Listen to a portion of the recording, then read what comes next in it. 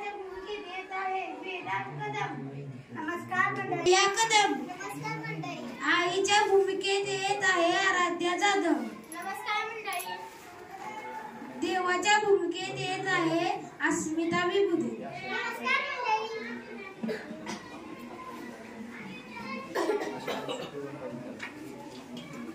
लाकल विकल आहे की नाही आयला याला आपण अख्ख्या गावात शकतोय आणि इथे दात काढीत बसलाय.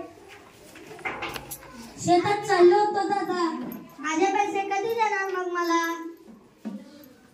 आताच गोकुळ कारखान्याला ऊस दिलाय, पैसे आले की लगेच देतो. असं अवघ्या किती टाइम गेलाय ऊस? अवघ्या 30 टनात येणार किती पैसे? माझं काय किती आहे माहित आहे का तुला? या महिन्याचा व्याज पकडून 4,30,000 रुपये कर्ज आहे.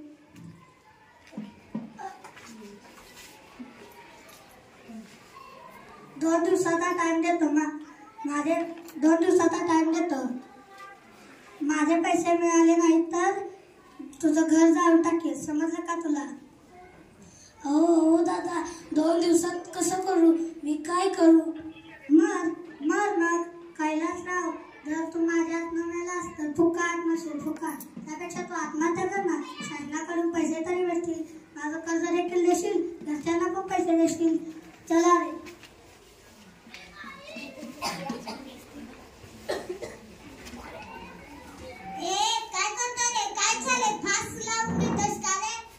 नाही दादा.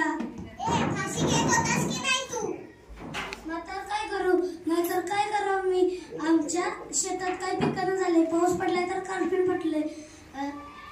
आमच्या नशिबाला फक्त ओला दुष्काळ आणि वायला दुष्काळ. जर का नशिबानं बी आणलंय तर बाजारात त्याला भाव नाही. खरंय तुझं, खरंय. तुझ्या समोर म्हणण्याशिवाय कुठलाच पर्याय उरला नाही. घे फास लावून घे. अरे घे ना, फास लावून घे. तुला माझ्या मरणाची एवढी कसली काही? मी परवा इथे राहतो, तू कशाला वेळ घालतोस? अरे घे ना, फास लावून घे. दादा, माझं एक काम करा. माझ्या माघारी घरच्यांना सांगा बाप कर्जासाठी गेलाय. या शाळेच्या पलीकडेच घर आहे माझे. ते कशाला दुःख करतील? बघायचंय का? चल तू माझ्यासोबत.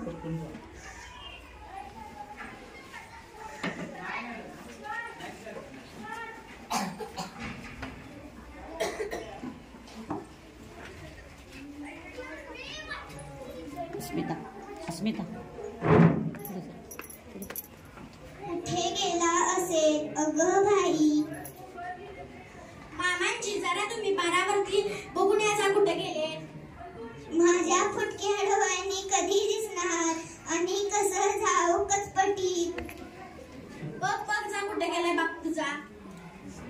आई बघ आले बाबा.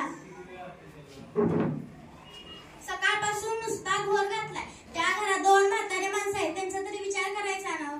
माझं तर सोडूनच आहे फटकीचं. मला वाटलं बाई त्या कर्जाच्या बाई कुठे जीवाचं बरं बाई. या बस आता जेवायला वाटते. अहो एकदा घरात तरी सांगून जायचं ना कुठे गेला. बघ तुझी किती काळजी करतात.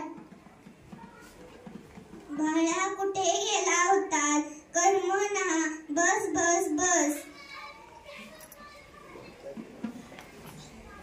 वहिनी, त्याचा निर्णय झालाय, तो तुमच्या कायद्यासाठी आत्महत्या करणार आहे. वहिनी, सांभाळा स्वतःला.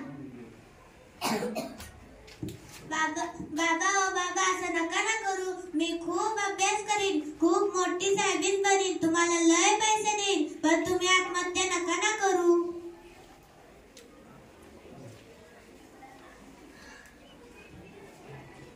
बाया, चिमणीचं बघतोस ना, ती एक गाड्या गोळा करते, त्याच्यानीच घर बांधते. मग वादळ येतं, सगळं उडून जातं. ती घाबरत नाही, पुन्हा घर बांधते. ती आत्महत्या नाही करत बाया, आत्महत्या नाही करायचं.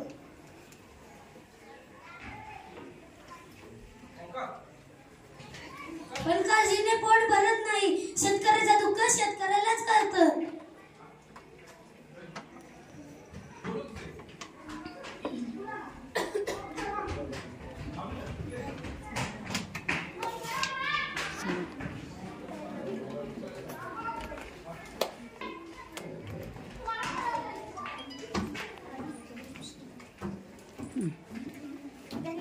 धन्यवाद.